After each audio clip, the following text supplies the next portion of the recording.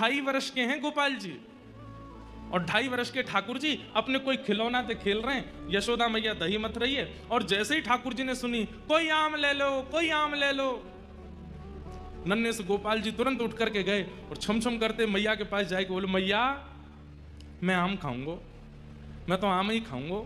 मैया बोली, लाला जी फल ऐसे ही ना मिलो करें, कछु देनो पड़े तब मिले, तू कहा देखो। अरे मैया तू कैसी बात करे? बोले क्यों?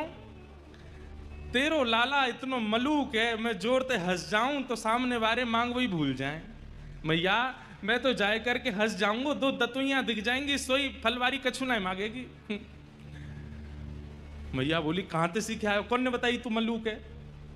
से गोपाल जी 2.5 साल के अपने दोनों हस्त कमल को अंजलि बनाए करके और वहां में ऐसे अनाज भर लें, गेहूं भर लें, और ठाकुर जी अब जा रहे हैं फल लेवे के काजे। अब हमारी तरह विवेक की थोड़ी है जो धीमे धीमे जाए। ठाकुर जी तो उछल कूद करते हुए जा रहे, पहने वस्त्र नाए पहने, केवल कौंधनी पहन रखी है। वह कौंधनी में ही क्षुद्र घंटिका इतनी लंबी लंबी है कि वाकई ठाकुर जी को जो है काय सब ढक रहे हो है, बाकी नहीं तो सब आज हरी देखे नंगम नंगा। ठाकुर जी बोले, हाँ मैं लेके आया हूं।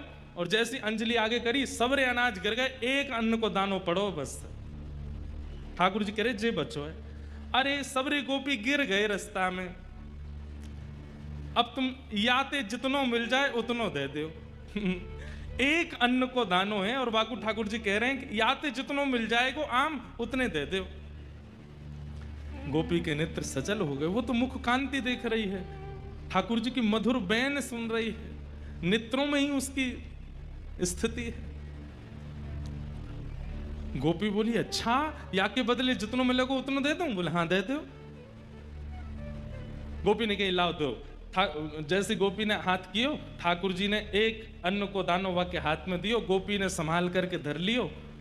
अब तो लेकर के महाराज एक आम हाथ में, दूसरो आम दूसरे हाथ में, दूसरो आम और दियो, तीसरो आम और दियो, 4-5 आम ठाकुर जी को पकड़ा दिए। ठाकुर जी ऐसे खड़े है गए, 4 आमन में ही ठाकुर जी तो भर गए, छोटे से हैं, इतना ही बहुत है। वो ना है, तुमने जो दिया बातें तो और ज्यादा मिलेगा, लेके जाना पड़ेगा।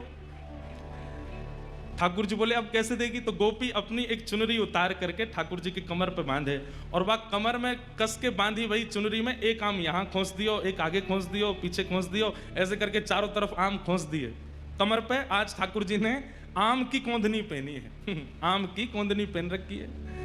वही चुनरी को नेक छोड़ बचो है, तो वही हाथ पे बांध दिए, तो 1-2 आम यहाँ लगा दिए, दूसरी तरफ यहाँ पे 1-2 आम लगा दिए। चुनरी को एक छोड़ और फाड़ करके सिर पे बांधो, 2 आम यहाँ लगा दिए, एक आगे एक पीछे लगा दियो।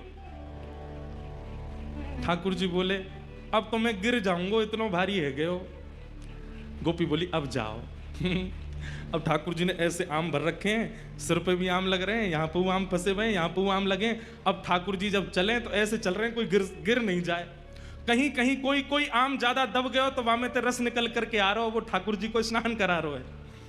और ठाकुर जी ज्यों ज्यों पग बढ़ा के चलते जा रहे हैं, त्यों त्यों वो गोपी निहाल लेती जा रही है। मन में इच्छा है रही है कि ये जाए ना, ऐसे ही देखत रहूं तो मैं जन्म सफल कर मानूं, मैं ऐसे ही देखती रहूं इनको। वहां से यशोदा मैया लाला की झांकी देख रही है, और यहां से वो आम बेकनवारी देख रही है।